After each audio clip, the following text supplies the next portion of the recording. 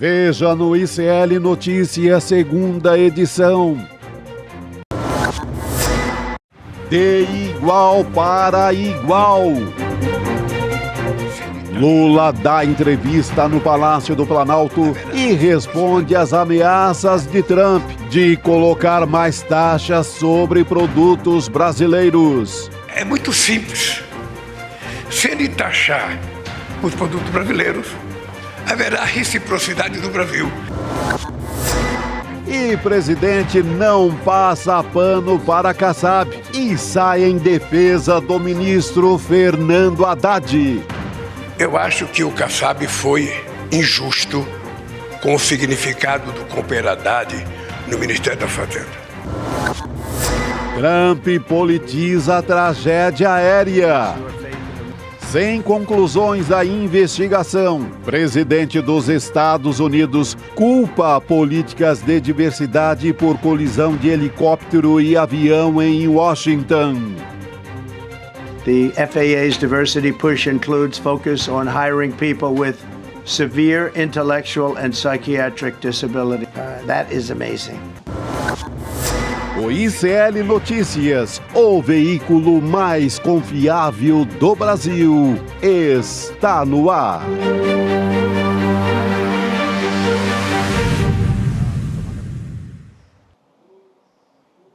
Olá, boa noite. Seja muito bem-vindo, seja muito bem-vindo. ICL Notícias, segunda edição, está no ar e nós estamos ao vivo nos canais da Voz Trabalhadora, do Instituto Conhecimento Liberta, Eduardo Moreira no YouTube e também na Pop TV, no Rio Grande do Sul. Boa noite para você que está chegando agora com a gente nessa quinta-feira, dia 30 de janeiro de 2025. Parece que não, mas vai acabar janeiro, né? Chico Sá, Juliano Medeiros, boa noite para vocês. Estamos chegando ao fim do janeirão. O janeirão cheio de coisas pelo mundo todo e aqui também. Daqui a pouquinho a gente vai falar sobre um acidente em Washington, D.C., na noite dessa quarta-feira. Mas antes disso, assunto que saiu agora. Breaking news. Breaking news, exatamente. Tribunal Regional Eleitoral de São Paulo cassando o diploma da deputada Carla Zambelli, deputada federal de extrema-direita do PL, por uso indevido dos meios de comunicação e abuso de poder político, Juliano. 5 votos a 2, o TRE de São Paulo, né, Chico, que é um pouco avesso a caçar mandatos, né? Aliás, não caçou até agora sequer o mandato do Pablo Marçal, depois da barbaridade que fez na última eleição. Belo exemplo, né, exatamente. Aqui para a Prefeitura de São Paulo, e que agora caça o diploma para os nossos espectadores, nossa audiência do ICL. Caçar o diploma é caçar o mandato. Né? Cabe recurso, ela vai recorrer, mas é uma maioria substantiva. 5-2. 5-2, e eu diria, não há boas notícias no TSE, porque a Carla Zambelli, ela já foi multada diversas vezes em decisão do plenário do TSE pelos mesmos motivos. Exatamente. Com votos muito enfáticos da Carmen Lúcia, do Floriano de Azevedo e do Raul Araújo, mas sempre perdendo, só votavam a favor dela o Cássio Marques, e nada mais. Uhum. Então, o ambiente no TSE para esse julgamento é muito favorável à confirmação da cassação. Porque ela já foi condenada no festival de fake news que ela promoveu. Uhum. Tem uma fake news que está nesse pacote do TRE aqui de São Paulo e que ela já foi condenada por essa fake news lá no TSE, que é a de que os eleitores, ao acessar o QR Code, teriam uma recomendação de voto em Lula. Uhum. Isso que fez um estrago gigante na época. Uhum. É porque a gente acaba esquecendo, porque ela fazia fake news diárias, então a gente acaba esquecendo. Claro. Então, a confirmação é muito quase certa, sabe? No sentido de... O TSE já julgou no varejo vários casos que estão no pacote do TRE aqui. Uhum. E lembrando, Chico, Gabi, que essa cassação não diz respeito àquele ato de violência que ela, isso é importante. Ela teve, né? Que foi sacar uma arma e ir atrás de uma pessoa, porque ela ouviu algo... do jornalista Luan Araújo. Luan Araújo, exatamente, né? E o jornalista aqui de São Paulo, que até deu entrevistas na época, estão aí as imagens de tudo que aconteceu, né? Não é por isso que ela foi cassada, porque em relação a esse episódio, ela responde numa ação no STF, né? Uma ação penal, se eu não me engano. Agora, no caso da cassação de hoje, tem a ver exatamente com o que o TRE considerou uma rede de desinformação, ou seja, que ela constituiu com seus apoiadores e aliados uma rede de desinformação para questionar o sistema eleitoral, para difundir fake news, mentiras. Olha, talvez seja aí a primeira deputada federal que possa ser cassada pela Justiça Eleitoral. Nós temos o Alexandre Silveira e outros, né?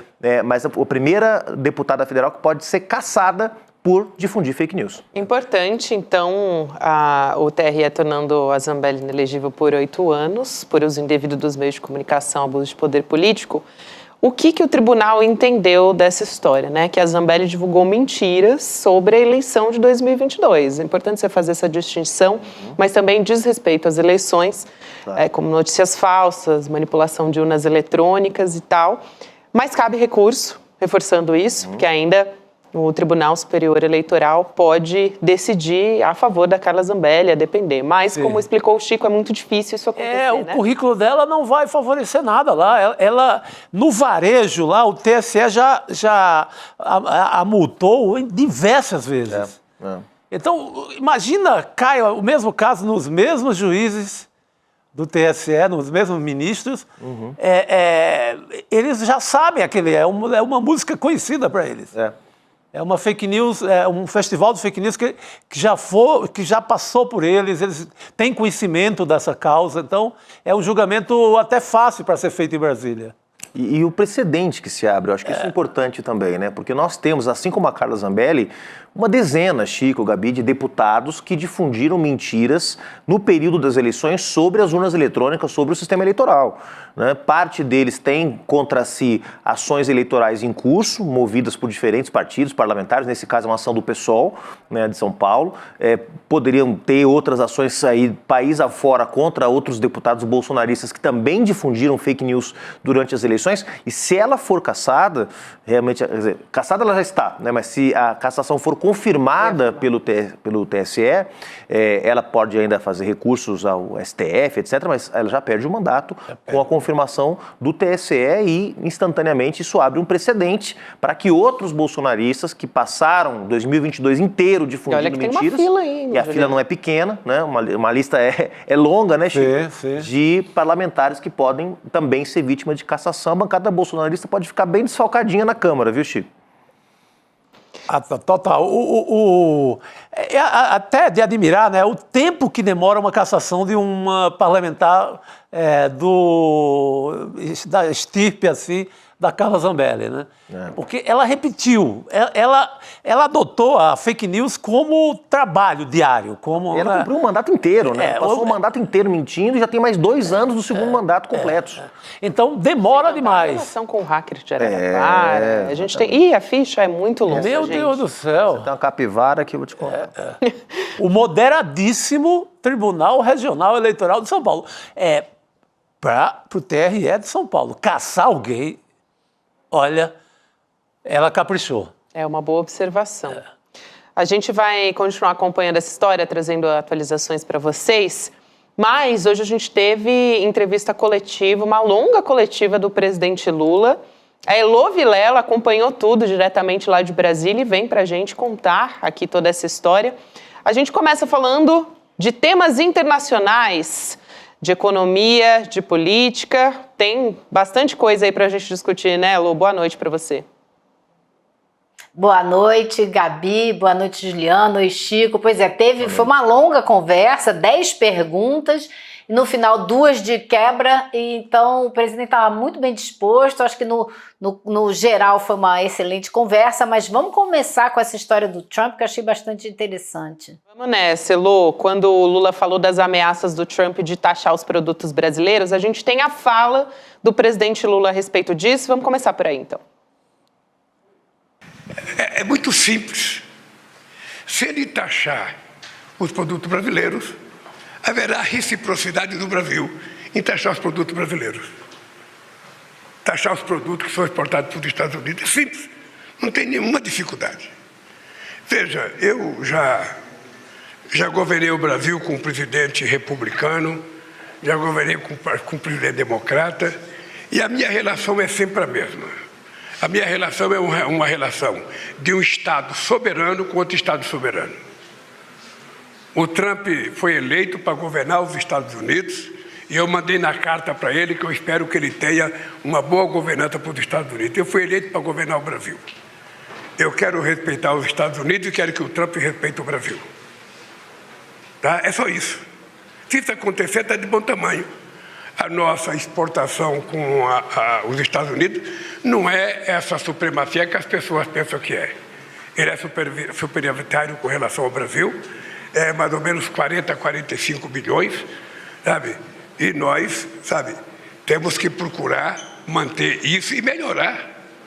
Da minha parte, o que eu quero é melhorar nossa relação com os Estados Unidos, exportar mais se for necessário, importar mais se for necessário, e a gente manter a nossa relação, que é de 200 anos. Eu, sinceramente, é isso que eu penso, é isso que eu espero. Não me preocupo se ele vai brigar pela Groenlândia, se ele vai brigar pelo Golfo do México, se ele vai brigar pelo Canal do Panamá. Ele só tem que respeitar a soberania dos outros países. É isso. Elô, eu queria chamar a atenção, tem um ponto aí que eu achei interessante, que assim, é num tom mais diplomático do que foi o Petro, mas e também porque o Petro tinha uma proposta concreta ali do Trump falando, vou taxar em 25%, depois falando, não, depois a gente vai dobrar, vai ser 50%. Mas o tom foi parecido, né? Se taxar o Brasil, a gente vai responder na mesma moeda, né? Reciprocidade, uma palavra simples e objetiva que diz tudo. Botou 5, eu boto 5. Botou 10, eu boto 10. Pronto, é simples assim. Eu achei muito interessante, porque é muito tranquilo, muito firme, muito objetivo. Como a gente sempre vê o presidente Lula na sua relação com todos os países, especialmente com os Estados Unidos, que eu tive oportunidade de observar de perto, desde a primeira vez que ele foi aos Estados Unidos como presidente. Isso me chamou demais a atenção quando eu o vi na Casa Branca sentado no Salão Oval, a atitude dele com o presidente, na época era o Bush, se não me engano, e a maneira como ele se comportava dentro da Casa Branca me chamou muita atenção, com o total domínio de quem é um presidente da República de um outro país. E conversando de igual para igual. Então isso eu achei muito interessante, porque às vezes a gente vê presidentes chegarem lá naquele salão oval e se sentirem assim um pouco acanhados, sabe? De estarem diante do presidente dos Estados Unidos. Nem de longe isso passou pelo Lula. Então eu acho que é o mesmo recado, é o recado de sempre. Eu sou o presidente do Brasil, você é o presidente de um outro país e por isso nós conversamos de igual para igual e temos que nos respeitar, porque nossos povos nos escolheram. Ponto, acabou, é só isso. Não, é o Lula no tom certo aí, né? Eu acho que não tinha... Parece muito com o que falou o Petro na Colômbia, viu, Elô, né? Só que com ali o filtro Itamaraty, sem a poética, nem ali um tom mais politizado, assim, olha, respeite a Colômbia. Num tom mais ameno, mas o conteúdo foi a mesma história.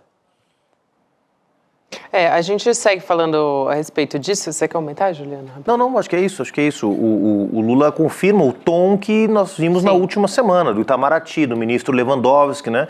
Quem esperava que o Lula fosse fazer provocação ao Trump, fosse ampliar o desconforto, não entendeu quais são as prioridades do governo brasileiro. O governo brasileiro tem problemas domésticos para resolver, tem questões internas importantíssimas, né? É óbvio que o presidente Lula é solidário com os ataques que os países latino-americanos, que os povos latino-americanos estão sofrendo, mas o papel dele nesse momento é dar o recado claro, objetivo, como deu, sem ampliar a crise que já está se arrastando aí pelas últimas 2 semanas. Que era a prioridade, né, do Itamaraty. Ele falou meio uma coisa que o Planet Hemp sempre falou: detone, mas mantenha o respeito. Detone, mas mantenha o respeito. Foi por aí. É isso, e não tinha por que falar de outra maneira, né? Porque a pergunta para ele foi qual era a relação dele com o Trump, se ele tinha a intenção de ligar para o Trump. Ele falou, não, mandei uma carta quando ele foi eleito, dando os parabéns, desejando tudo de bom, e acabou. Eu não tenho nenhuma conversa marcada com ele, até porque a gente não tem nada para tratar no momento. Quando houver interesse, a gente conversa. Sim. Então, eu acho que é isso mesmo. Foi um tom bastante correto, na minha opinião. É isso. Exato. Eu perguntei aqui se vocês tinham mais comentários, porque eu queria virar um pouco a página para falar de uma certa provocação que foi respondida pelo presidente do PSD, o Gilberto Kassab. A gente falou ontem sobre isso aqui, né? Que o Kassab ontem falou que o ministro Fernando Haddad da Fazenda é fraco. Ele usou essa palavra para descrever o Haddad e que se a eleição fosse hoje, o Lula não ganharia. E aí, gente, eu vou colocar o vídeo, não precisa dizer mais nada. Vamos assistir. Quando eu vi a história do companheiro Kassab, eu comecei a rir. Porque como ele disse, se a eleição fosse hoje, eu perderia. Eu olhei no calendário e percebi que a eleição vai ser só daqui a 2 anos. Eu fiquei muito despreocupado, porque hoje não tem eleição. Segundo, eu acho que o Kassab foi injusto com o significado do companheiro Haddad no Ministério da Fazenda. É importante a gente lembrar, eu posso não gostar pessoalmente de uma pessoa, eu posso ter crítica pessoal àquela pessoa, mas não reconhecer que o companheiro Haddad começou o nosso governo coordenando a PEC da transição, porque a gente não tinha dinheiro para governar o país em 2023. Gente, eu não me aguento com o companheiro Kassab. Companheiro Kassab. Nosso Ricardo Gouveia imita muito bem o Kassab. Eu ri. Eu ri, foi muito bom, né? E eu acho, gente, que a gente não pode se esquecer, porque a gente fica nesse frenesi do jornalismo, já pensando em 2026, como é que vai ser, como é que não vai ser. Mas o presidente Lula tem muita razão quando ele diz que essa pesquisa, dizer que ele não ganharia hoje, é uma tremenda besteira, porque se você pensar, o Bolsonaro, ele tinha 22% de aprovação apenas, e ele chegou muito perto de uma vitória eleitoral, né? Então o presidente Lula, que está ali com quase 50%, as chances dele, me parece, são muito maiores, então isso é um pouco de exagero também. Agora, eu acho que o importante foi o recado que ele deu, porque na defesa veemente que ele fez do ministro Haddad, ele deixou muito claro que o Haddad é uma pessoa com quem ele não vai mexer numa reforma ministerial. Isso acho que para mim já estava muito claro de todas as conversas que eu ouço. Eu já falei com vocês aqui há mais tempo que a Gleisi deve ir para o ministério, e isso parece que vai se confirmar, apesar dele hoje não ter se comprometido com mudança nenhuma. Mas é muito claro que a área econômica do governo é muito sólida e ele não vai mexer com ninguém dali, muito menos com o companheiro Haddad. Juliano.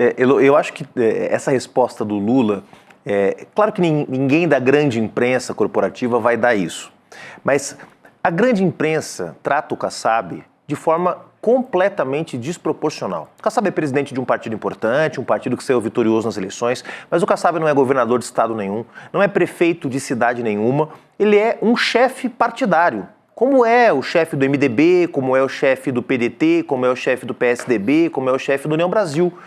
Então, essa ideia de que um presidente da República tem que comentar uma entrevista de um presidente de partido, é só na cabeça da imprensa brasileira que um presidente da República tem que se rebaixar. E eu achei que a resposta do Lula, dando uma risadinha do tipo, gente, eu tenho mais o que fazer do que me preocupar com o que o Kassab diz ou deixa de dizer, foi sensacional. Foi altiva, do jeito do Lula, né, uma coisa meio... Também não vai se indispor com o Kassab, porque ele precisa dos votos do PSD para aprovar projetos que são importantes, mas eu acho que botou a bola no chão.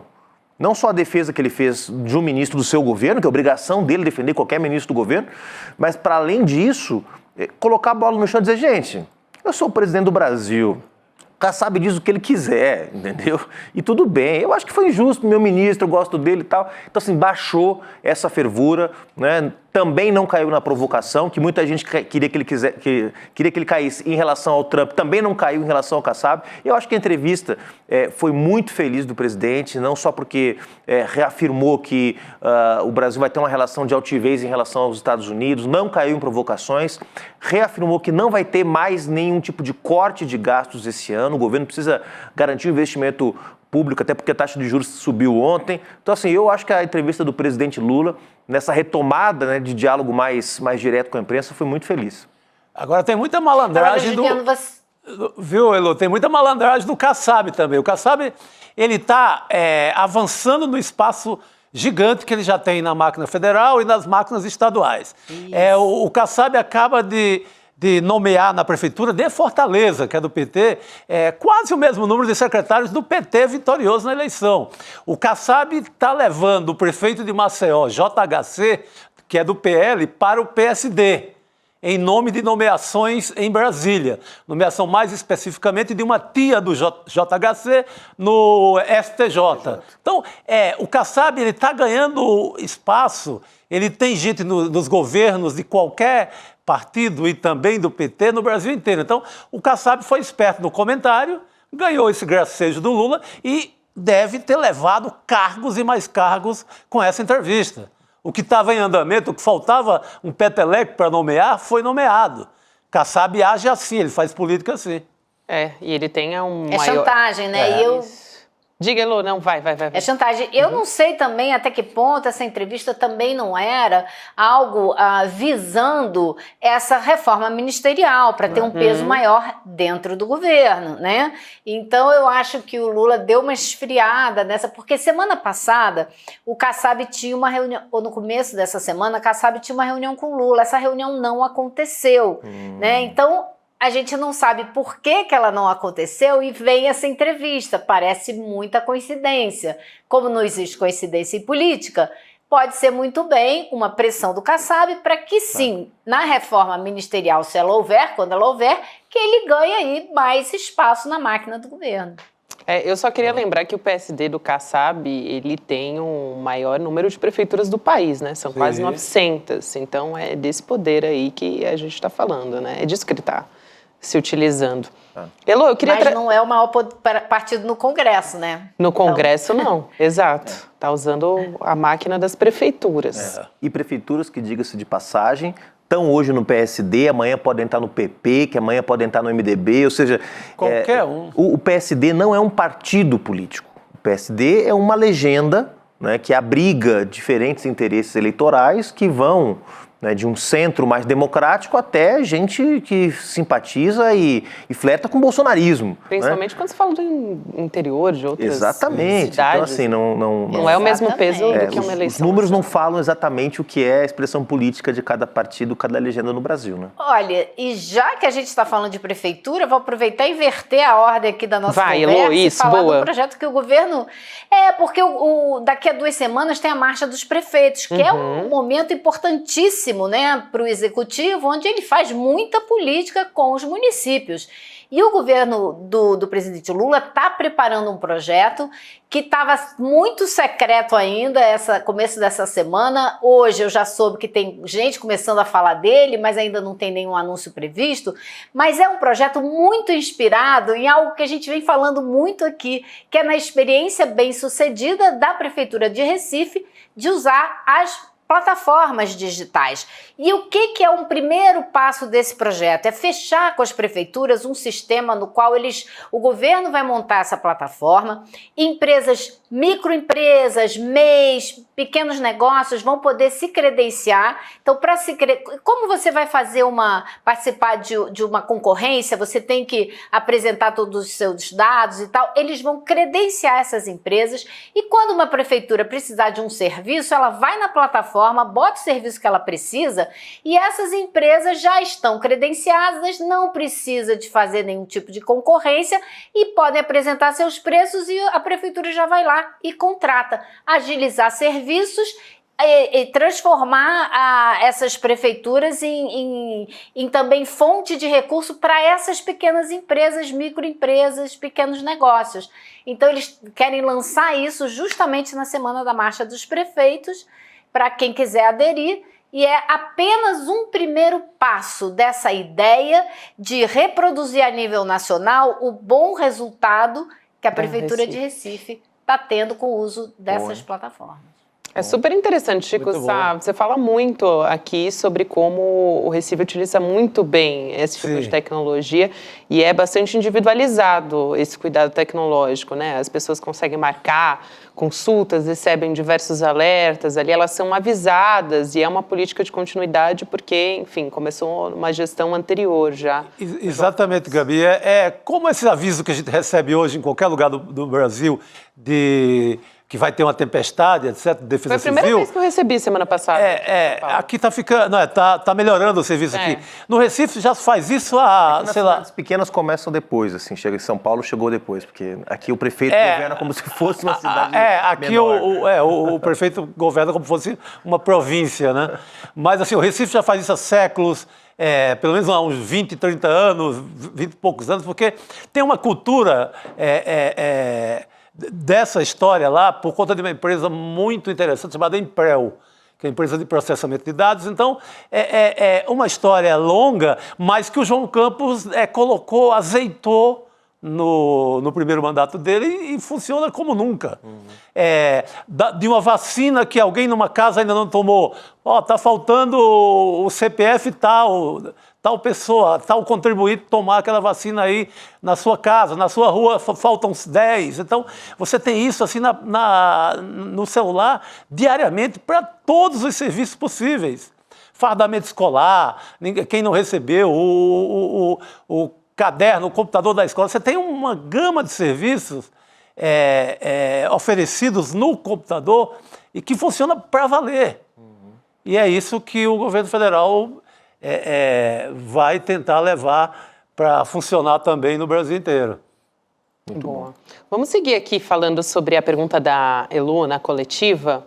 A Elo fez uma pergunta sobre essa entrevista, justamente esses moldes, né? Esse molde que é novo, a primeira vez que o presidente Lula, nesse ano, faz uma entrevista coletiva junto com a imprensa dessa forma, e se seria uma espécie de contra-ataque ali do governo na área de comunicação, já que a popularidade do presidente Lula deu uma caída. A gente trouxe recentemente uma pesquisa a respeito disso.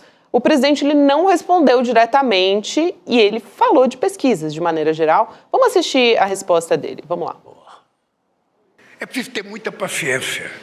Primeiro porque eu sou um cara que não me preocupo com pesquisa. A pesquisa ela não é feita para você gostar ou não gostar. A pesquisa é feita quando você é responsável para você analisar, sabe, ela, verificar se aquilo tem um fundo de verdade e você começar a fazer as correções necessárias. É muito cedo para você fazer pesquisa sobre 2026 e é muito cedo para você avaliar o governo, sabe, com 2 anos de governo. É muito cedo. Quer comentar, Elo? Eu não me preocupo... Claro que eu quero, né? Eu não me preocupo com pesquisa só rindo, né?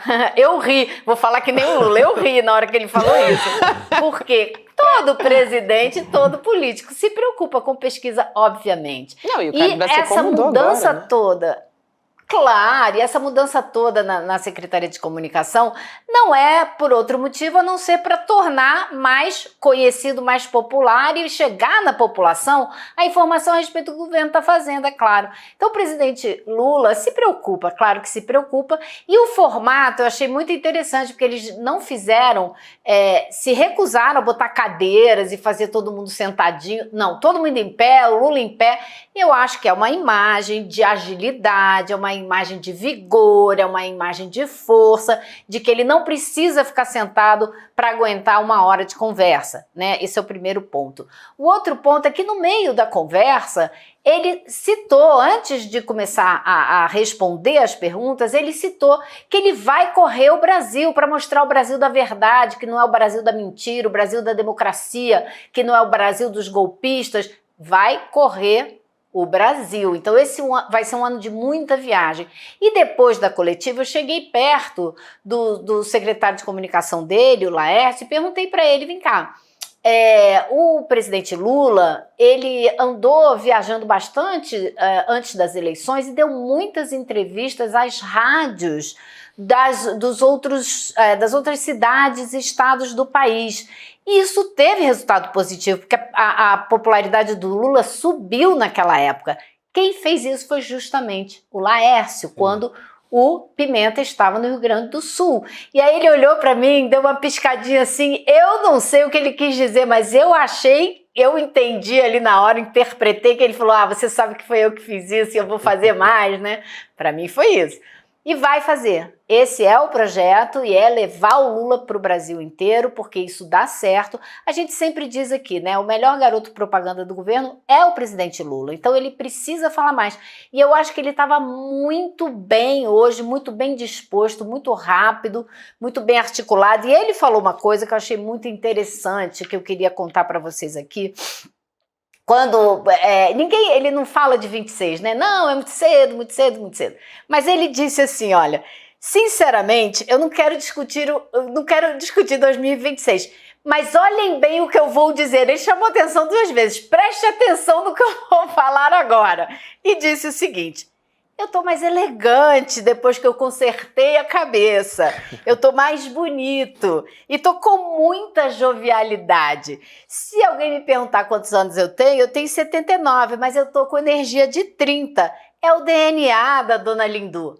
Essa história de energia de 30 a gente já ouviu, que foi justamente na pré-campanha da eleição passada, né? Então, eu não vou dizer que ele quis dizer que vai ser o candidato de 2026, fica aí quem quiser interpretar. Boa, Elô. Eu gosto muito quando a Elô traz essas histórias, assim, um pouco de bastidor. Muito bom, mas teve muito nessa coletiva essa história de mostrar força, de estar em pé. A Elô leu perfeitamente tudo o que aconteceu, a simbologia da parada. E adotando a metodologia que a gente comentou aqui, né, essa semana passada, do presidente do México, né, que terminou seu governo com 80% de aprovação, fazendo as manhaneiras, né, todo dia de manhã, meia horinha de conversa, isso que o Lula fez, tete a tete com jornalistas, respondendo 5, 6 perguntas, né, então funcionou. Ele até falou das manhaneiras hoje, sabe, na coletiva. Então ele respondeu 10 perguntas ao todo. Mas ele disse, não, o Obrador fez isso, a Cláudia Sheinbaum está fazendo isso, mas aqui eu acho que não vai dar não, porque todo dia, vocês não vão nem ter pergunta para mim todo dia, eu não vou ter nem resposta para vocês todo dia, mas ficou muito claro e foi dito que isso vai ser mais frequente. Bacana. O presidente Lula vai falar mais com a imprensa, não se sabe se necessariamente nesse formato de hoje, mas eu acho que o de hoje funcionou tão bem que eu quero arriscar que eles vão repetir. E teve que falar sobre coisas difíceis também. Por exemplo, ontem o BC anunciou uma subida da taxa de juros, e aí foi de 12,25% para 13,25%. E o Lula evitou criticar essa subida, né? O Galípolo, indicado dele, e também elogiou o Gabriel Galípolo, que é o atual presidente do Banco Central. Então vamos assistir essa fala e a gente volta a falar dessa história. Vamos lá. Uma pessoa que já tem a experiência de lidar com o Banco Central, como eu tenho, tem consciência de que num país do tamanho do Brasil, com a responsabilidade do Brasil, o presidente do Banco Central não pode dar um cavalo de pau num mar, sabe, revolto, sabe, de uma hora para outra. Já estava praticamente demarcado a necessidade da subida de juros pelo outro presidente, e o Galípolo fez aquilo que ele entendeu que deveria fazer. Aí, Elô. Bom, vamos lá. Eu acho que o que a gente está vendo, a coisa de mais de uma semana, mais do que isso até, é que o governo está convergindo para uma posição só na área da economia. Está se tornando uma voz mais única, né?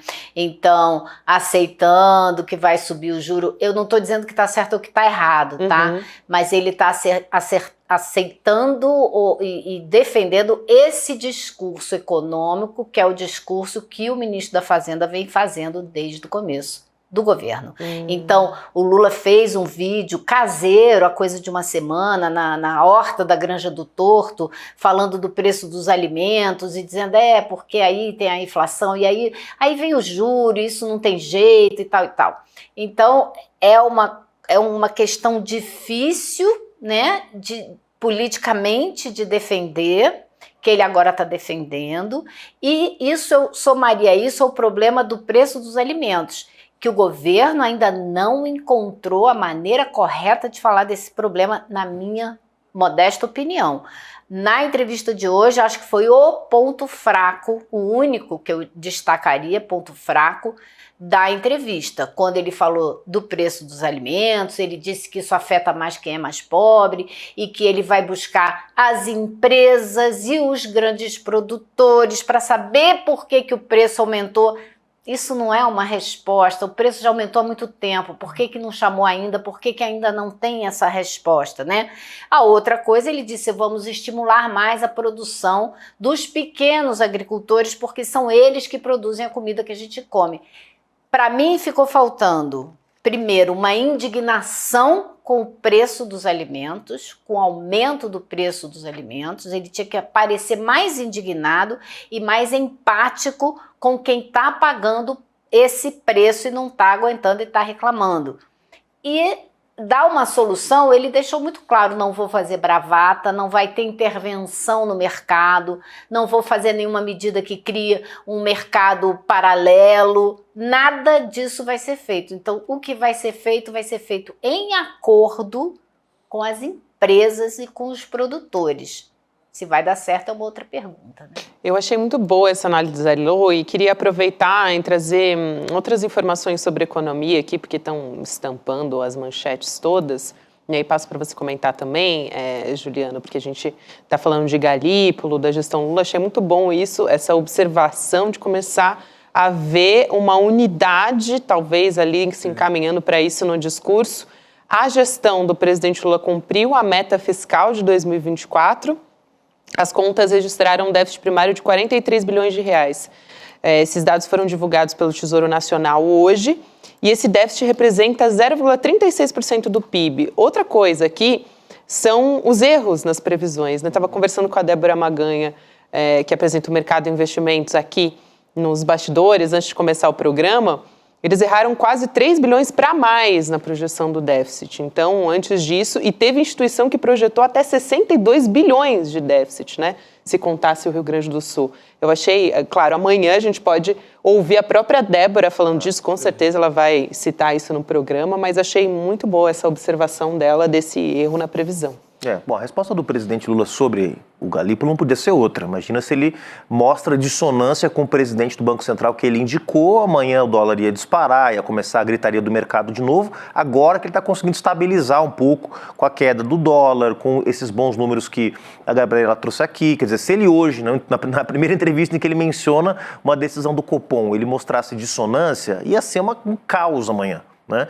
Mas a verdade é que a decisão do Copom é ruim para o país, né? Porque, de fato, aumentar a taxa de juros nesse momento reforça as narrativas do mercado de que o nosso problema aqui é um problema de economia muito aquecida, né? E, portanto, você tem que tirar dinheiro da economia produtiva e levar para o sistema financeiro para tentar conter essa inflação, o que é conversa para boi dormir. Nossa inflação não tem nada a ver com demanda, as pessoas não estão na fila para comprar televisão, carro, casa, tem a ver com o problema do câmbio, tem a ver com o problema dos custos de produção. Então, de alguma forma, o Banco Central mantém, reforça, né, o grande argumento do mercado, que é de que nós temos contas públicas descontroladas, por isso tem que fazer ajuste fiscal, e temos muita inflação, porque tem muita demanda, tem que esfriar a atividade econômica. Então, a decisão do BC é muito ruim. Obviamente, não tem como o presidente Lula dar outra resposta com a decisão de um presidente indicado por ele.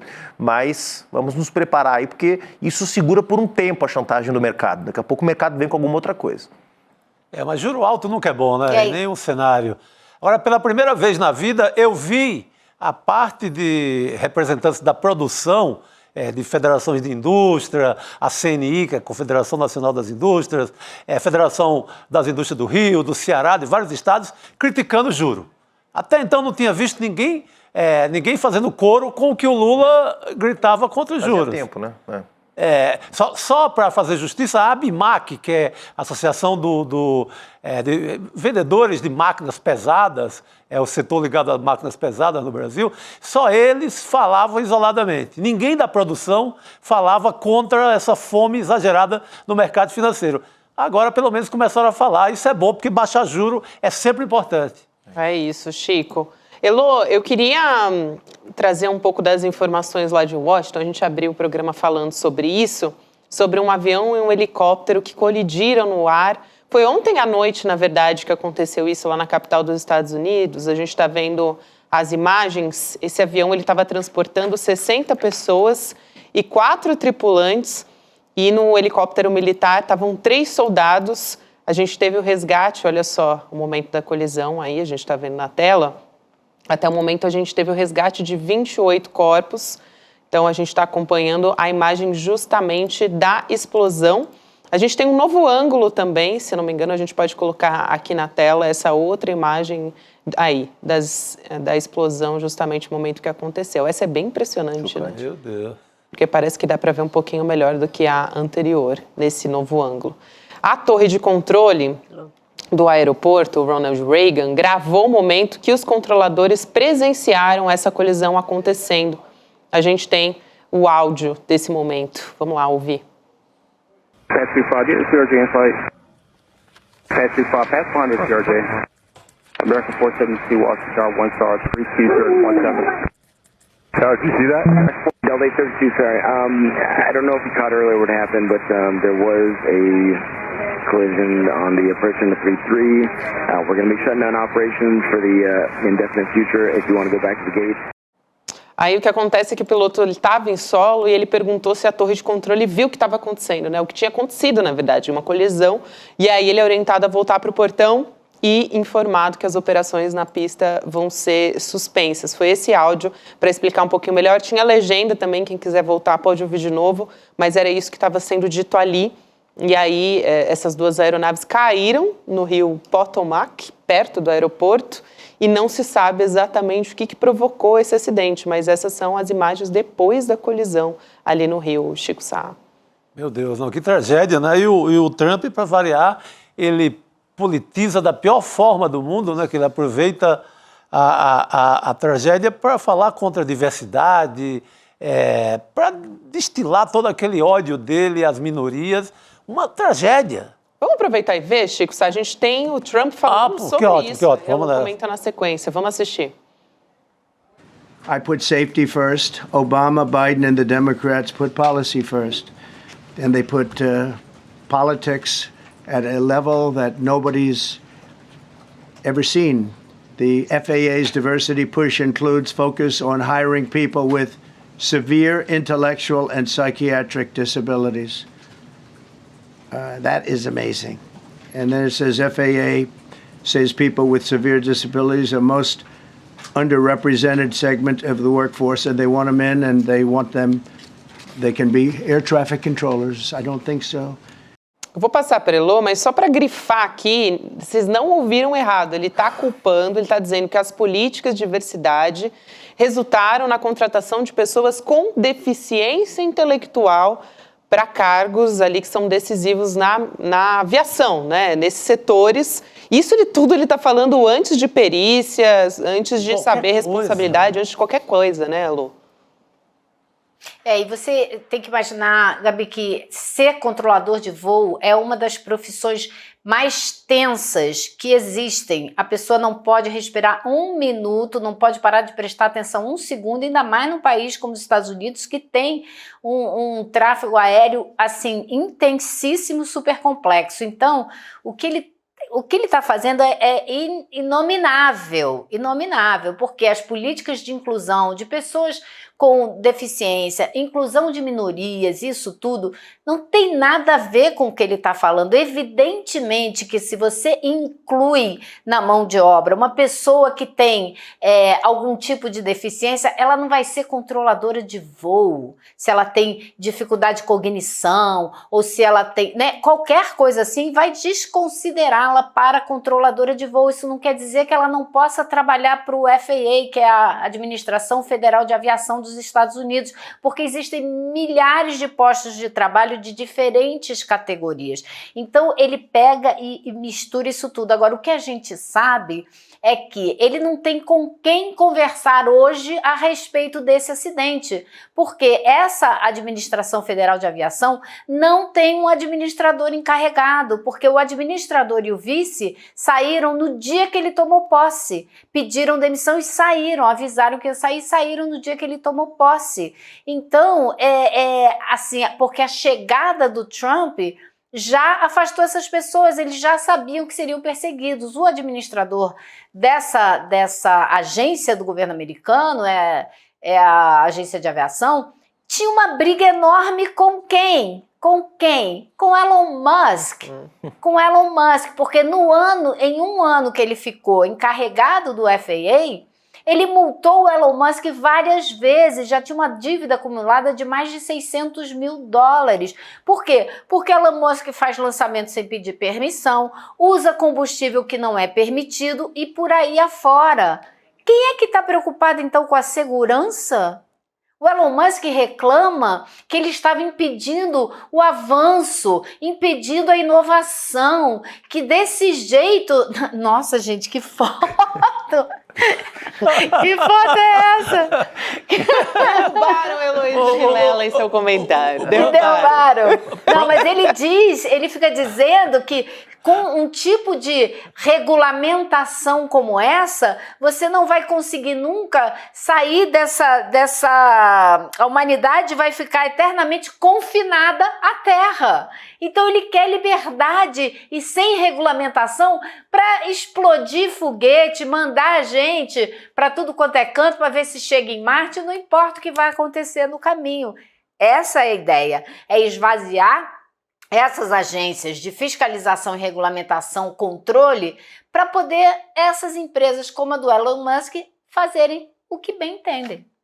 E é tão cínico, né, Elo? Porque ele, diante das câmeras, diz que a administração Biden e Obama politizaram as agências de uma forma jamais vista. E o que ele faz no depoimento dele? Ele politiza num grau inimaginável, né? Atacando as políticas de diversidade. E nojento, né? Nojento. Além de tudo mais, né? Quer dizer, num momento como esse, de uma tragédia, de vidas perdidas, né? Enfim, com toda a complexidade, a gente sabe que é possível que tenham erros humanos envolvidos, mas ainda que hajam, as pessoas não são assassinas por causa disso. Quer dizer, enfim, é tão abjeto que o sujeito use um momento de comoção, de sensibilidade, que devia ser de contenção, inclusive, né, Lô? De qualquer chefe de Estado, não importa a ideologia, diante de tantas vítimas, 60 e poucas, 70 vítimas, você tem que manter uma postura de contenção, de respeito. O sujeito vai para as câmeras para fazer politicagem barata. É uma coisa assim, um canalha, não tem outra expressão possível para descrever a postura desse sujeito, né? E é impressionante, né, que seja o presidente da maior potência militar do planeta. É isso, eu queria também... Diga, Elô. E eles estão... Não, esse governo aí, vocês estão vendo, eles estão fazendo terrorismo com os imigrantes, mas eles estão fazendo terrorismo também com os funcionários públicos do país inteiro. Uhum. Exato. Então vai lá, Gabi, que a gente já comenta. Do plano de demissão voluntária, né, que ele ofereceu, era isso, né, Lô, que você queria trazer aqui para mais de 2 milhões de funcionários públicos. Ele está dizendo que a ideia é reduzir os gastos, né, com os servidores, e tem uma carta que os funcionários receberam do governo que a gente pode colocar aqui na tela também para você comentar, Elô. Quem aceitar a proposta vai ter o pagamento garantido por 8 meses. Quem não aceitar pode perder a garantia do emprego. Simplesmente isso, né? Que loucura. É a reforma do Paulo Exatamente, Guedes. eu recebi hoje... Exato. Não, ele está parecendo muito mais a Argentina do que qualquer outra coisa, né? Essa administração Trump. Eu recebi essa cópia desse e-mail, né, de uma pessoa que trabalha no TSA. O TSA é aquele pessoal que fica fazendo a segurança do aeroporto, que manda você tirar o sapato nos Estados Unidos, fica ali no raio-x.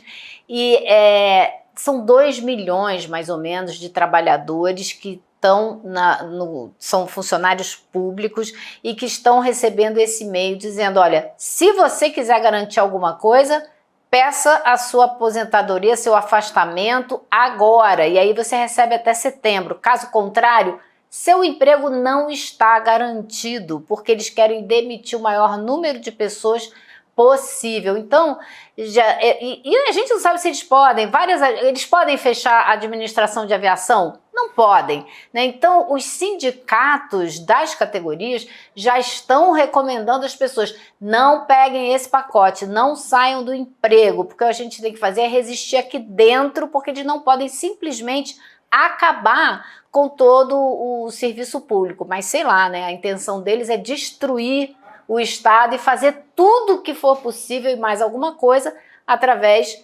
da iniciativa privada, né? Meu Deus. Parece um pouco com o que a gente tem visto, né? Tem acompanhado aqui no Brasil também, né? Essa carta deve ter sido plagiada de uma carta que o Paulo Guedes andou mandando também por aqui, não, sem muito sucesso. Mas a receita é a mesma, né? Com o Elon Musk, sim, vai ali no comando da filosofia desse negócio, imagina, vai ser terror todo dia. E é uma filosofia, né, Elô, de trato com o serviço público que já existe nos Estados Unidos, que não é de estabilidade no serviço público, né? Você já tem uma flexibilidade para demissão muito maior, isso já é tradição, se não me engano, no serviço público dos Estados Unidos. Era isso que a turma do Bolsonaro queria copiar aqui no Brasil, criar uma dinâmica onde fosse muito mais fácil demitir, onde você pudesse mandar um e-mail desse e dizer, olha, meu amigo, ou você pula fora agora, ou você está fora. Né? E aqui nós temos garantias que, felizmente... opções. Exatamente. E aqui a gente tem, felizmente, algumas... E era por isso que o Paulo Guedes tinha como centro da sua estratégia flexibilizar exatamente a estabilidade dos servidores públicos, né, para poder desmontar IBAMA, poder desmontar FUNAI, poder desmontar os órgãos de fiscalização e contratar gente de terceirizadas ligadas ao bolsonarismo para aparelhar ainda mais o serviço público. Certamente é isso que está no horizonte do Trump. Desmontar a educação, onde a própria irmã do Paulo Guedes tinha maior interesse. É só para isso, para tirar o funcionário lá que é de carreira, que tem uma história, e colocar algum amigo. Imagina o SUS num regulamento desse. Seria um desmantelo numa coisa que funciona a simples mudança de governo. Mudava de governo, o SUS perderia toda aquela estrutura que faz funcionar e ser um bom serviço, iria para o buraco a cada eleição.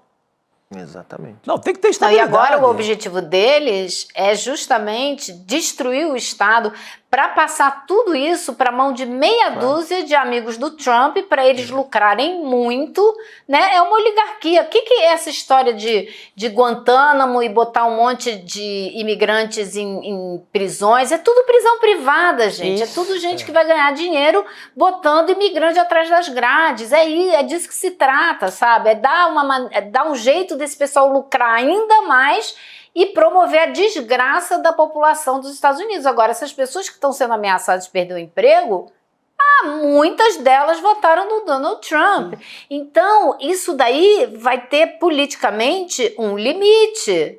Em algum momento isso vai provocar uma reação. A não ser que ele consiga realmente transformar aquilo ali numa ditadura, ele vai ter uma resposta política ruim, eu imagino, em algum momento, né? O Elô, já que você falou dos imigrantes, né, que você citou, tem uma história que é uma resposta, vamos dizer assim, para o Itamaraty, né, e para os brasileiros também, de diplomatas estadunidenses, né, um diplomata em específico pedindo desculpa depois dessa crise. O representante da Embaixada dos Estados Unidos, o Gabriel Escobar, ele pediu desculpa numa reunião do Itamaraty, no Itamaraty, melhor dizendo, né, porque aconteceu no Itamaraty, pelo tratamento que ele chamou de inadequado das autoridades dos Estados Unidos sobre os 88 imigrantes brasileiros que vieram para cá naquelas condições que a gente acompanhou, algemados, relataram também hematomas, maus tratos, violações de direitos humanos. Nessa reunião, o que ficou acertado?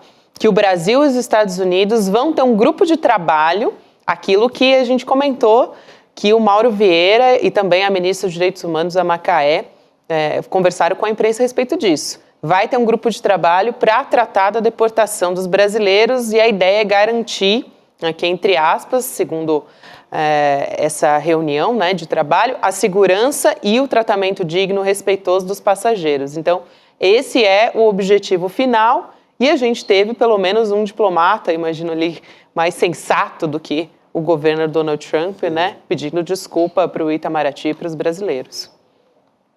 Eu acho que não é que ele seja mais sensato, sabe, Gabi? É porque houve uma pressão muito grande. Também. O governo brasileiro chamou esse representante para conversar, né? Anteontem, no fim da tarde. E eu, quando perguntei a uma pessoa do Itamaraty a respeito do pedido de esclarecimentos, que se o Brasil não ia pedir explicações, Aí foi essa resposta que eu recebi. O representante foi chamado aqui no Itamaraty para conversar sobre isso e vamos ter um grupo de trabalho. Então, assim, o Itamaraty não dá uma resposta, chamamos aqui sim para conversar. Não é isso que eles falam, né? Eles dizem, não, chamamos aqui para conversar e tal. E aí depois, no dia seguinte, ele fez um pedido de desculpas. Então, a linguagem diplomática, né? Mas houve uma ação e houve uma resposta. E que bom, né? Que bom que a gente está tendo uma resposta, ainda que seja por meio de pressão. Mas tem que responder, sim. Elô, obrigada por hoje. A gente se vê em breve. Bom trabalho por aí. Ok. Tchau, tchau, pessoal. Valeu, Elô. Boa noite. A gente volta a falar do mandato da Carla Zambelli, gente, que o Tribunal Regional Eleitoral de São Paulo resolveu cassar o mandato da deputada federal, decisão que atende a uma ação do PSOL. E foi tomada por 5-2. O TRE tornou a Carla Zambelli inelegível por 8 anos. Mais uma vez, por uso indevido dos meios de comunicação e também abuso de poder político. E o tribunal entendeu que a Zambelli divulgou mentiras sobre as eleições de 2022, notícias falsas, manipulação das urnas eletrônicas, né? A respeito disso, da manipulação das urnas, cabe um recurso ainda no TSE para Carla Zambelli. Na sequência, vem aí o Guilherme Amado com a gente. A nossa produção vai avisar se Guilherme Amado está pronto daqui a pouquinho. Ele entra com a gente e a gente vai poder repercutir essa história com ele também, né? Porque saiu agorinha há pouco, então Guilherme Amado já deve ter apuração a respeito disso. Mas eu já vi, Gabi, que a defesa da Carla Zambelli, o argumento central da defesa da Carla Zambelli é justamente de que ela não difundiu em verdades porque ela quis, é porque a rede dela é muito forte. Ah, tá. Tanto ela não queria difundir informações imprecisas ou mentirosas, que ela não patrocinou, ela não impulsionou nas redes sociais essas postagens. As coisas que ela publica são muito lidas, porque ela é uma pessoa muito influente, com muita força nas redes sociais, e ela não pode ser culpada por ser muito influente nas redes sociais. E, portanto, a defesa teve a cara de pau de apresentar este argumento, Chico Sá, Gabriel. Não, e de escolher só mentiras para divulgar, né? Porque não tem nada, nem a agenda dela é a verdade, assim. Mente de uma forma descarada, contínua. Impressionante. Volto a dizer, o ambiente no TSE para ela é zero favorável. Porque já passou a maioria das fake news mentirosas, que redundância, né? A maioria das fake news, assim, já foram julgadas em algum momento lá. E todas levaram multas, teve multas. Não sei se pagou ou não, mas foram atribuídas multas altíssimas, era quase sempre por unanimidade, então ela não vai encontrar um cenário favorável no recurso. É isso, e é importantíssimo, porque é uma mudança de paradigma do judiciário brasileiro do que nós vivemos nos 4 anos de governo Bolsonaro. Eu movi uma ação contra a Carla Zambelli, em um certo momento, quando ela tentou associar militantes do PSOL à pedofilia. Olha a natureza das fake news. Nós processamos e o ministro, na época, o Celso de Mello, julgou improcedente, porque ela estava protegida pela imunidade parlamentar. Quer dizer, aí abriu o portão do inferno. Vejam como mudou a percepção da sociedade, o entendimento, do judiciário, o entendimento sobre os limites, porque não é possível. Daqui a pouco tem um militante do pessoal andando na rua e toma uma facada, toma um tiro, porque porque uma deputada disse para milhares dos seus seguidores que militantes do pessoal são pedófilos. Imagina que coisa bizarra. Então, quer dizer, e o ministro do Supremo disse que tudo bem, que estava protegido pela imunidade parlamentar. Então, há uma mudança de entendimento na Justiça Eleitoral, na Suprema Corte, e isso é super importante, já que a gente não consegue regulamentar as Big Techs, que seria o ideal, para que as próprias plataformas coibissem a mentira, coibissem o ódio, coibissem a violência, bom, que pelo menos o nosso judiciário venha tomando consciência da gravidade desse problema, é muito positivo para a democracia brasileira, né, Gabi? Vamos chamar o Guilherme Amado aqui para a nossa mesa redonda para falar a respeito disso também. Amado, a gente recebeu essa notícia agora, no fim da tarde. A gente queria te ouvir também sobre... O Chico Sá estava falando sobre a possibilidade do TSE referendar também, né, e manter essa decisão, esse entendimento do Tribunal Regional. Boa noite para você. Boa noite, Gabi. Boa noite, Juliano. Boa noite, Chico. Boa noite, comunidade. Eu acho que é uma decisão fundamental, porque ela, como o Juliano estava dizendo agora, ela ela cria um paradigma, né? É um paradigma novo, um paradigma diferente do que eles estavam acostumados. Então, ela é um recado para ela, Zambelli, mas é um recado para todos esses extremistas. É um pacote, né, de que tem limite. Quer dizer, mais uma. Agora ainda é TRE, vai ter que ir para o TSE, deve ser confirmado no TSE, até porque a jurisprudência do TSE já tem já caminhava nesse sentido, né, com a cassação do Francisquini, e agora, quando mantiver a decisão de caçar a Carla Zambelli, vai ser a segunda caçada por divulgação de fake news. Então, isso manda um recado para uns Abílios Brunines da vida, manda um recado para o Nicolas Ferreira da vida, manda um recado para além do bolsonarismo. Porque, e quando eu falo do bolsonarismo, porque várias dessas figuras estão ganhando vida própria, né? O próprio Nicolas Ferreira ganhando vida própria em relação ao bolsonarismo. Então, as pessoas que usam na sua a atividade política, no seu modus operandi político, a desinformação como estratégia, elas têm que ser punidas por isso. Não dá para achar que espalhar desinformação é liberdade de expressão ou liberdade de atuação parlamentar. Aí, como a gente falava aqui, pode abrir um precedente também, né, para os casos de outros bolsonaristas ou de outros parlamentares da extrema-direita que espalharam fake news durante as eleições.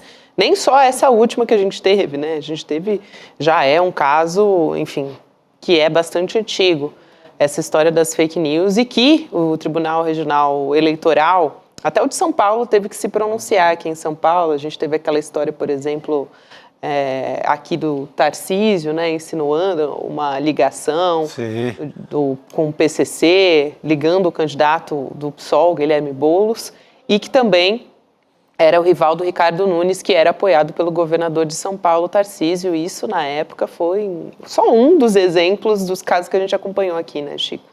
Esse caso, associado também àquele outro caso do boletim falso de internação do Guilherme Boulos, Marçal, né? Marçal, eu creio que esteja na fila também de julgamento aqui em São Paulo. Então, esse julgamento da Carla Zambelli nesses termos significa que vem também coisa pesada para cima do Pablo Marçal. Porque a mentira foi tão grande quanto. Na mesma natureza de mentira, no mesmo termômetro ali da mentira de Carla Zambelli. A diferença é que o Marçal mente um dia sim, um dia não. E a Carla Zambelli são todos os dias. Então tem essa pequena, que eu não sei como é que a justiça dosa isso. Eu minto todo dia, eu minto vez por outra, que é o caso do Marçal. Mas vai no mesmo caminho. Tomara que... Eu acho que é um pouquinho diferente. É o seguinte, a Zambelli é todo dia. Isso. O Marçal é de segunda a segunda, entendeu? A diferença é essa. Você foi muito melhor do que eu. O dia todo, amado. E o Marçal todo dia. Mas eu queria te perguntar, Guilherme, boa noite, se nós temos aí também uma pergunta espinhosa, tá? Se a decisão do TRE de São Paulo pode estar vinculada muito mais ao teor das mentiras difundidas do que a difusão das mentiras em si. E eu explico. A Carla Zambelli difundiu mentiras sobre o sistema eleitoral, sobre a justiça eleitoral, portanto, sobre o trabalho dos juízes, né, questionou as urnas, questionou as eleições, né, inventou absurdos. O título eletrônico. Exatamente. Ela falou que estava recomendando o voto no Lula, então são muito ligados a esse assunto. Muito ligados à justiça eleitoral. O Marçal difundiu uma fake news absurda, que eu confesso que eu nunca tinha visto isso numa eleição, que é o sujeito, ele produziu aquilo, obviamente que a polícia vai investigar, mas supostamente ele postou, mas na verdade, aparentemente ele produziu um laudo falso, assinado por um médico que tinha morrido, cujo o registro no Conselho Regional de Medicina estava suspenso, inventando uma internação por dependência química de um adversário, do Guilherme Boulos. Bom, isso não tem nada a ver com fake news que envolva urna eletrônica, Exato. Sistema eleitoral, etc. e tal. O governador de São Paulo também tem uma ação contra si, né, exatamente pela mesma razão, porque tentou vincular o Guilherme Boulos ao PCC. Exato. Né? Será, Amado, que a justiça eleitoral de São Paulo e do Brasil vai ter a mesma dureza que corretamente teve com a Carla Zambelli quando ela difundiu mentiras sobre o sistema eleitoral, quando outros políticos bolsonaristas difundem mentiras sobre os adversários? Ou só vale caçar mandato quando a pessoa ataca a justiça eleitoral? Não, eu acho que seu ponto tá corretíssimo.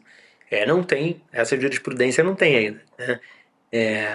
E aí eu acho que eles vão ter também uma dificuldade de balizar, e quando eu estou chamando a atenção para essa dificuldade, não quer dizer que eu não concordo, não. Eu acho que deveria sim também se caçar contra um mandato de alguém que mentiu contra um adversário. Mas tem que criar uma baliza sobre o que é, né? O que caracteriza isso. Porque, por exemplo, digamos que num debate um candidato vira e fala assim, não, porque você não cumpriu aquela promessa. Aí o outro vira e fala assim, não, cumpri sim, não cumpriu, não, tenho certeza que você não cumpriu. Isso é mentira? Né? Sim, pode ser uma mentira, mas isso justifica caçar uma candidatura? É pouco complicado, né? É diferente de uma coisa extrema como foi o laudo falso divulgado, provavelmente também produzido pelo Marçal sobre o Guilherme Boulos, né? Ou várias outras mentiras que a gente for lembrar aqui tem nas últimas eleições só crescido. Então é uma baliza que a justiça também vai ter que criar caso ela decida que mentir sobre o adversário ou sobre outros temas que não a seriedade do sistema eleitoral enseja uma cassação. Tem um ponto importante dessa história também, né, Amado, que eu acho que vale a pena dizer. A gente está falando a respeito de eleição de 2022. O tempo da justiça, muitas vezes, não é o tempo que a sociedade espera que a gente tenha uma resolução. A gente estava falando do Pablo Marçal. Foi agora em 2024. Até isso vir a julgamento e a gente tem uma decisão a respeito disso, vai demorar ainda. A gente está falando lá de 2022, né? Esse seu ponto é perfeito, Gabi, porque mostra o seguinte, se a Carla Zambelli tivesse querido disputar a eleição de 2024, ela teria disputado, né? Significa que, a contar pelo padrão da Justiça Eleitoral de São Paulo, você tem um tempo mais do que suficiente para o Pablo Marçal concorrer à eleição de 2026. Perfeito. Né? Então, assim, eu quero... Porque, olha, vejam bem, quando as pessoas falam, mas o Pablo Marçal vai ficar inelegível. Vamos lembrar o seguinte aqui, gente. Não é só ficar inelegível no TRE de São Paulo. É ficar inelegível no TRE de São Paulo, mantida a inelegibilidade no TSE. Né? Então, a condenação do Pablo Marçal tem que vir a tempo de vir essa condenação, essa manutenção da condenação no TSE no ano que vem. E acho muito complicado do ponto de vista político, né, e o Tribunal Superior Eleitoral é também um tribunal político, que vamos considerar que isso chegue para eles lá e esteja pronto para votar em abril do ano que vem, né? Muito provavelmente já vai ter pesquisa eleitoral medindo o nome do Pablo Marçal. Se o Pablo Marçal estiver bem, como é que o TSE fica? Né? O TSE vai tirar da eleição um cara que está muito bem, então assim, é complicado, né? É bastante complicado. A justiça eleitoral no Brasil, eu acho ela, a grande maioria das vezes, uma vergonha. A história recente melhorou um pouco a imagem dela, né? Da inelegibilidade do Bolsonaro, essa cassação do Francisquini, enfim, o período do Alexandre de Moraes foi muito importante lá, mas historicamente ela é uma vergonha, né? Ô, Amado, e levando em conta esse histórico, e a gente precisa agora ver como é que vai ser o recurso da Carla Zambelli no Tribunal Superior Eleitoral, em quanto tempo que a gente deve ter uma resposta aí, levando em consideração esse histórico? Não tem como a gente prever, né? Porque não tem prazo, eles não têm prazo para isso. Então é possível que se pode demorar muito, né? Agora, considerando, de novo, que é um tribunal político, considerando que Carla Zambelli não é exatamente uma pessoa querida dos ministros do Supremo, né? Por algumas razões e todas as culpas dela, atribuídas a ela, eu acho que pode ser rápido, sim, pode ser rápido. E não, é importante, né? Porque você está mencionando uma coisa, Guilherme, que é delicada, mas que é real, né? Que é a possibilidade dos juízes de um tribunal eleitoral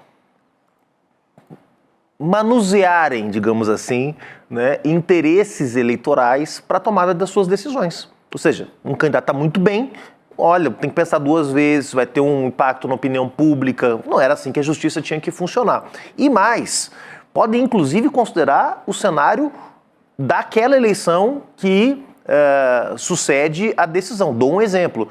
O Pablo Marçal ajuda ou atrapalha Beltrano, fulano, cicrano? Ele ajuda, vou deixar ele concorrer. Ele atrapalha, vamos caçar. Sim, ou alguém acha que juiz não faz esse tipo de cálculo? É óbvio que faz. Né? Então, se houver um sentimento, digamos assim, e não estou falando do TRE de São Paulo, tá? Senhores juízes que estão assistindo o ICL, não é um caso que eu estou aqui falando especificamente de vocês. Estou falando, em geral, a ausência de uma regra clara, de um tempo específico para concluir um julgamento de cassação, permite que um tribunal que tenha uma simpatia por o candidato A, B ou C, decida se é conveniente ou não cassar o candidato D, E ou F. Então, quer dizer, a ausência dessas regras republicanas que o Guilherme Amado está mencionando é o que também permite que eles joguem, né? E a Carla Zambelli está caindo em desgraça porque o bolsonarismo raiz, hard, de 2018 se enfraqueceu, surgiu o bolsonarismo 2.0 e agora a Justiça Eleitoral pode ir para cima do bolsonarismo que está em crise, né? Mas não vai para cima do Tarcísio de Freitas, que disse que descobriu uma operação, que até hoje ninguém sabe que operação foi essa, de relação do PCC com o candidato do PSOL. Pra cima o PCC tinha recomendado voto no Guilherme Boulos, né? Exatamente. E a Carla Zambelli, vejam bem também, a Carla Zambelli tá nessa situação porque ela tá na chuva também, ela foi deixada na chuva pelo bolsonarismo. Porque se ela fosse um nome caro ao bolsonarismo, que o bolsonarismo chegasse, colocasse, aí que eu falo bolsonarismo, vou usar até outra palavra, né? Que a direita colocasse para os ministros do Supremo, olha, com essa aqui vocês não vão mexer, como de certa maneira aconteceu com o Jorge Seife, como de certa maneira aconteceu com o Sérgio Moro, né? Que foram dois senadores, que saíram vencedores no TSE. Porque havia como pano de fundo um receio dos ministros do STF de criar um espírito de vendetta entre os senadores da direita e que eles pudessem acabar sendo vítimas de abertura de um processo de impeachment, se não nessa legislatura, na próxima, em que é possível que a direita tenha o domínio do Senado. Muito bem, Perfeito. É isso. Eu queria também trazer uma outra discussão aqui, falamos rapidamente com a Elô Vilela sobre isso, a resposta do presidente Lula ao Kassab, né, ao Gilberto Kassab, que falou mal do Fernando Haddad, falou do próprio Lula também. Você tem mais informação também sobre essa história, né, Amado? Conta pra gente, porque o Lula respondeu e riu da fala do Kassab, né? Mas quero saber o que você traz aí de novidade. Falou com o Kassab, Amado? Sei que você tem o contato dele. Não falei com o Kassab, não. Agora, no Ministério da Fazenda, o entorno do Fernando Haddad tem uma suspeita de quem é que está por trás dessa cotovelada do Kassab no Fernando Haddad. Eles veem o dedo do Alexandre Silveira, ministro das Minas e Energia, do PSD, do Gilberto Kassab, que é um ministro com quem o Haddad se estranha frequentemente no governo, e é um dos ministros mais próximos do Rui Costa, né? Que é um desafeto, ainda não é público, mas já é bastante publicado o grau de desafeto, de falta de afeto entre o Rui Costa e o Fernando Haddad.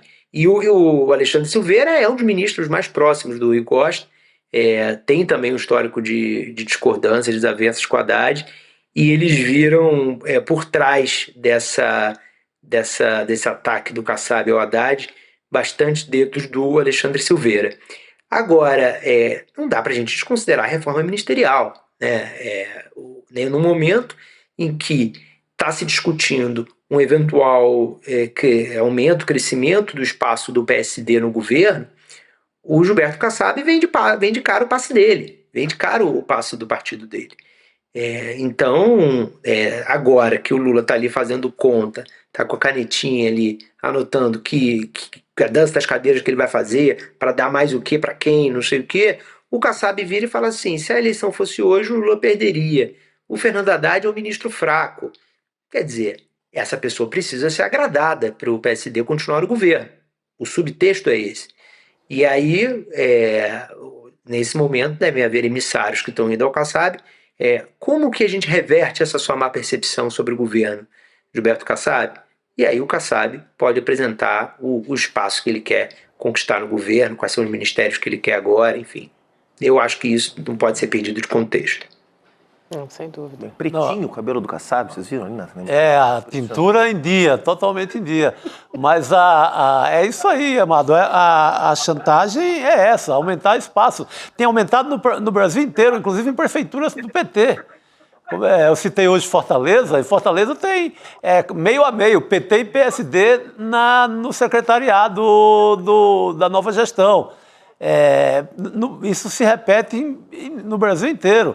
É o mesmo Kassab que também é muito forte no governo Tarcísio, quer ser vice do Tarcísio para governo do Estado em 2026. Então, é esse personagem que adianta ali a turma dele e que pede mais alto em vista à reforma ministerial.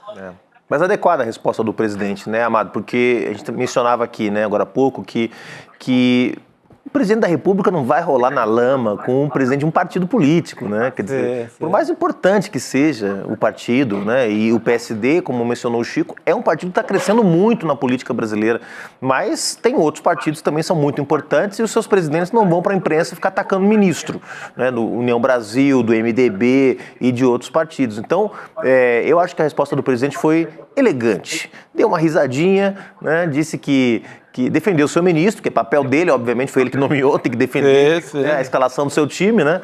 E ato contínuo, mudou de assunto e certamente as negociações com o Kassab estão continuando. O PSD, que tem muito peso, em especial em Minas Gerais, que é um estado decisivo para a eleição de 2026, tem o Rodrigo Pacheco, que está saindo agora da presidência do Senado, o próprio Alexandre Silveira, é um partido que tem um peso, embora não governe em Minas Gerais, é sempre bom lembrar, mas tem peso em Minas. Minas é um estado que é decisivo, tem peso no Rio de Janeiro, onde o Eduardo Paes acaba de se reeleger com uma votação expressiva, em outros estados do Sudeste, onde o PT não vai bem. Então é um ator importante, ninguém nega isso. Mas um presidente da República não vai gastar tempo. O cara tem que falar de economia, tem que falar de investimento, tem que falar de decisão do Banco Central, tem que falar do governo Trump respondendo o presidente de partido, né, Amado? Mas eu acho que nem o Kassab esperava que o Lula respondesse a ele, né? E eu acho que das duas coisas mais graves que ele falou, né, se fosse hoje o Lula perderia e o Fernando Haddad é um ministro fraco, eu acho a mais grave a segunda, porque a primeira é uma conjectura, né? A segunda, claro, é uma opinião, mas é uma opinião dada, negativa, dada sobre um ministro mais importante do governo, no momento que esse ministro mais importante do governo está passando por bastante dificuldade, né? Então, eu acho que isso é muito ruim. Essa frase dele foi muito ruim para o Haddad, e, consequentemente, para o governo, né? Agora, enfim, é isso. Eu acho que na política a gente hoje eu estava numa conversa e a pessoa estava falando assim, não, na política nada é impossível. Lembra que ninguém esperaria o Lula e o Alckmin no mesmo palanque. É verdade, né? Para no ano que vem o Haddad vai com o Haddad ao candidato, o Lula desiste da reeleição e tal, e o Kassab vai apoiar o Haddad, não custa também. Mas, Amado, você não acha que pode ter também aí um papel que o Kassab está cumprindo de ecoar vozes do mercado que ficaram descontentes, porque queriam que o Haddad bancasse a desvinculação dos pisos de saúde e educação? E veja, eu não estou de acordo sequer com as mudanças que foram feitas em dezembro pelo Haddad, no BPC, no salário mínimo, mas o mercado queria mais. O mercado não ficou satisfeito. Você acha que o Kassab também pode estar ecoando as vozes da Faria Lima, que ele conhece tão bem, que ele frequenta tanto? O Kassab, ele tem, não é exclusivo, vários políticos têm esse dom, o Lula tem esse dom, ele sabe moldar o discurso ao seu público, né? E vamos lembrar que ele não falou isso numa conversa com o governo ou num sindicato. Ele falou isso numa conversa fechada de uma boutique financeira e os termos das considerações dele vazaram, né? Então, eu acho que ali ele estava falando para as pessoas, né? Na Faria Lima, essa semana eu trabalhei em São Paulo, tive algumas conversas na Faria Lima. Na Faria Lima, a avaliação sobre o Haddad é horrível. Assim. Eles acham que o Haddad perdeu a capacidade de cumprir minimamente a agenda deles, né? Então, a empolgação inicial que houve com o Haddad em 2023, principalmente, em que eles acharam que o Haddad ia ser um ministro bastante próximo deles e conseguiria segurar o que eles consideram uma gastança do Lula, né? Estou falando do ponto de vista deles. Isso não se cumpriu, né? O Haddad mantém até agora a estratégia de um pé em cada canoa. A mesma estratégia desde 2023. Ele não está nem o economista, nem na visão economista desenvolvimentista da essência do PT, né, e do PSOL, enfim, e também não está um fiscalista do mercado ultraliberal, claro que não. Ele está ali no meio, né, e sabe que se dependesse do Lula, como o próprio Lula falou hoje, não haveria mais corte de gastos nenhum, não é o que o Lula defende, não é o que o Lula publicamente expõe que ele acredita. Agora, não é o que o mercado quer. Agora, eu já falei aqui algumas vezes também, o mercado parece que não entendeu qual foi o governo que foi eleito. O governo que foi eleito não foi o governo que eles queriam que tivesse sido eleito. Então também não dá para eles acharem, assim, de certa maneira, uma miopia, eles acharem que esse governo ia cumprir a agenda que a candidatura derrotada iria cumprir, que era do Paulo Guedes, que era a agenda do Paulo Guedes. Assim. É uma questão de miopia. Eles estão lendo a política da maneira errada. É isso, Amado. Quero muito te agradecer. Bom trabalho por aí, querido. Valeu, até a próxima. Valeu, gente. Bom programa aí para vocês. A gente tem Mapa da Mina hoje, hein, gente? Mapa da Mina de 2025, daqui a pouquinho, 8 horas da noite, vai ser uma grande aula de Eduardo Moreira, com todas as previsões para a economia em 2025. E, aliás, ele já está aqui entre nós, mas só para trazer informação, você acessa icl.com.br/ao vivo, ativa as notificações para não perder a hora da live. Então, daqui a pouquinho, não perde. E eu vou chamar o Edu, que já está aqui entre nós, para contar tudo em persona. Por favor, Chico, por favor, meu velho. Bem-vindo, Edu. Tudo bem? Tudo bem? Beijo. E aí, meu irmão? Finalmente estamos nos encontrando aí, né, cara? Sim. Trazendo spoiler do Mapa da Mina pra gente, hein, Edu? Queremos saber. Primeiro que eu acabei de receber, sabe quantas pessoas inscritas? 81 mil pessoas inscritas. Nossa Senhora. 81 mil pessoas inscritas. É até hoje o Mapa da Mina com o maior número de inscrições. Não cabe no Maracanã. Não cabe no Maracanã. Não cabe no Maracanã. Já coube, né? Já coube um dia. Você que entende tanto de futebol, né, Chico? Já coube, mas não cai. E tá incrível, cara. Eu vou te falar, estou ainda, porque isso só passa depois que passa a apresentação da peça, né? Casado com a atriz, sabe? Eu tô insuportável, sabe? Fico nervoso com tudo, sabe como é que é? Ansioso, porque, cara, é um mês estudando 1 zilhão de relatórios. Quase tudo em inglês, obviamente, né, cara? Foi o mais maluco, porque teve Trump, mudanças na economia no mundo inteiro, inteligência artificial dando um rebuliço. Acho que você pegou o mais difícil para fazer de todos. De tudo, cara. Questão climática, a questão da inteligência artificial, a questão do Trump, o que foi prometido e o que está começando a ser feito, porque também tem essa. Há 2 semanas atrás, eu já estava com 90% feito. Eu tive que refazer metade, porque nas 2 últimas semanas o Trump entrou, começou a soltar um monte de coisa, e aí você tem também essa questão da queda da NVIDIA, lançamento do DeepSeek. Então, tudo isso... BC, de Banco Central novo. É isso. Então, assim, mas modéstia à parte, tá legal pra caramba. Tá legal pra caramba, porque não é aquele negócio que... Você vai pra Faria Lima, aí a turma só fala assim, o juro vai subir, vai cair, não sei o quê, vai ser bom ou ruim, né? Aí você vai pra um outro noticiário e fala assim, não, porque o o clima está mudando, não sei o quê, vai ter tragédia climática. Aí você vai para outro fazer a inteligência artificial, é isso e aquilo. Só que a verdade, Chico, é que essas coisas estão todas absolutamente interconectadas. Não existe crise climática se você não tem um modelo econômico que traz a crise climática. Não existe todo o interesse por inteligência artificial só porque as pessoas acham que é legal você ter um robozinho que responde as coisas. Então você encaixar isso tudo... Agora, qual que é a parte mais difícil? Criar uma história. E você tendência, né? É isso, cara. E vai ter mais peso naquele ano, né? Então, total. E você chegar para as pessoas e falar o seguinte, olha só, o que acontece é isso, que a taxa de juros, não sei o quê, o desemprego... como é que se encaixa a inteligência artificial?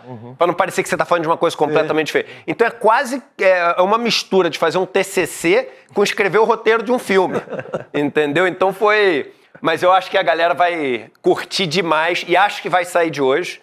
Quem assistir até o final hoje... Aliás, no final hoje do Mapa da Mina, a gente vai fazer uma coisa que poucas vezes a gente fez, acho que nunca fez. As pessoas vão poder baixar a apresentação inteira hoje.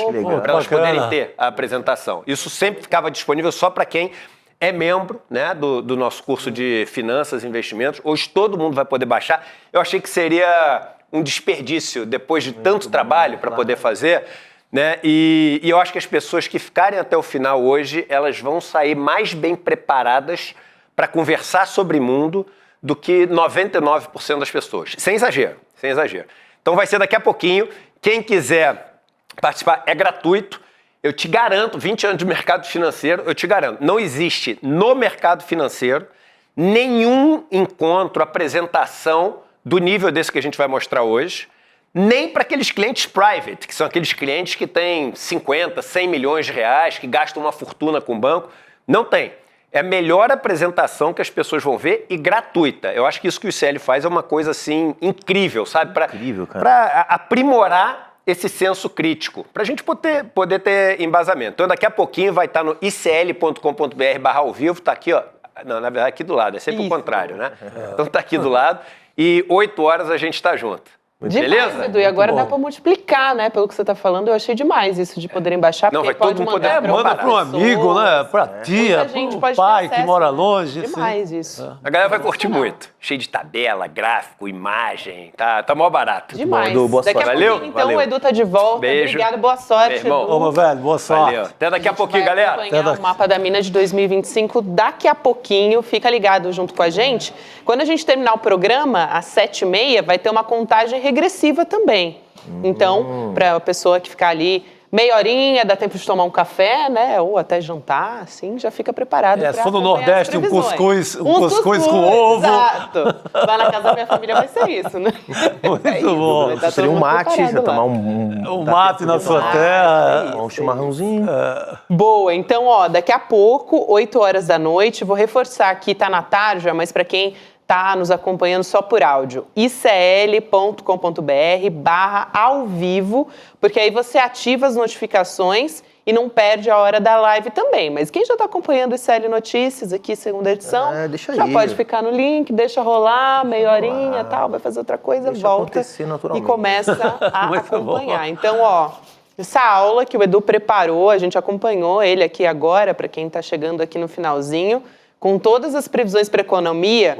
Sabe que eu estava passando ali na redação, Chico e Juliano, passando não, né, que a gente ficou aqui, mas a Débora e o André Campedelli também, a Débora Maganha, que fazem o mercado de investimento, estavam ali também estudando. Preparando, então, a nossa equipe de economia... Até o último minuto. Até o último minuto. Então, a nossa equipe de economia está, sim, preparada para trazer tudo para todo mundo. Porque não é chute, né? Você pega o Mapa da Mina na versão 2024, vai conferir no fim do ano, bate tudo. Sabe? Não é chutômetro de gerente de banco. Ou de influenciador, né, da Faria Lima. E quando a gente diz que o mercado errou, não é porque na verdade ele errou, né? O mercado sabia o que ia acontecer. O mercado fez previsão. É tipo a projeção do déficit, né, Juliano? Errou um pouquinho aqui, coisa de 3 bilhões. Fez previsões que ele queria, né, que essas previsões incidissem, né? Tem um grande filósofo italiano que fala que não existe previsão objetiva. Toda previsão carrega consigo aquilo que se quer ver realizado. Então o mercado advogado faz a previsão que ele quer para impor aquilo, a não ser o Eduardo Moreira, que faz para ajudar 81 mil pessoas inscritas. Boa. Muito Eu queria bom. trazer um recado aqui rapidíssimo, uma informação, na verdade, rapidíssima aqui. A nossa equipe conversou com a doutora Maíra Recchia, né? Sim. Que sempre vem aqui conversar com a gente, especialista em questões eleitorais, então grande ela é advogada especialista do em direito eleitoral. prerrogativas. E ela disse que a tendência, no caso da Carla Zambelli, é sim que o TSE, no mérito, mantém a cassação. Então, aquilo que você falou, Chico, doutora Maíra Recchia, especialista em direito eleitoral, confirma pra gente. Sabe tudo. Maíra, eu confio inteiramente. Eu também. Então, ela conversou aqui com a nossa equipe e tirou essa dúvida também para a gente poder esclarecer para nossa audiência. A tendência é o TSE manter a cassação. A gente ainda não sabe em quanto tempo. A gente conversou com o Guilherme Amado. Pode demorar um pouquinho, mas a tendência é essa. E vamos nessa? Fico triste Bora, com notícia então. dessas. Vamos acompanhar então agora o mapa da mina de 2025. Eduardo Por Moreira, favor. já daqui meia hora, traz as previsões pra gente. Lembrando que você pode acessar icl.com.br/ao vivo ou permanecer aqui no link e esperar 30 minutinhos. Segura aí, segura com a gente até... Boa noite, gente. Até amanhã. É hoje, 30 de janeiro, o dia do nosso evento de finanças, economia e mercados mais importante do ano. O Mapa da Mina. Vai acontecer às 8 horas da noite, ele é gratuito e se você já está inscrito, 1 hora antes do evento vai chegar no e-mail que você se inscreveu e no grupo de WhatsApp que você está fazendo parte também, o link para você poder participar. Também é importante você saber que é um evento que não tem replay, então de noite coloca ali na agenda porque vai valer a pena tudo que você vai aprender de uma maneira muito simples e fácil. À noite a gente se vê.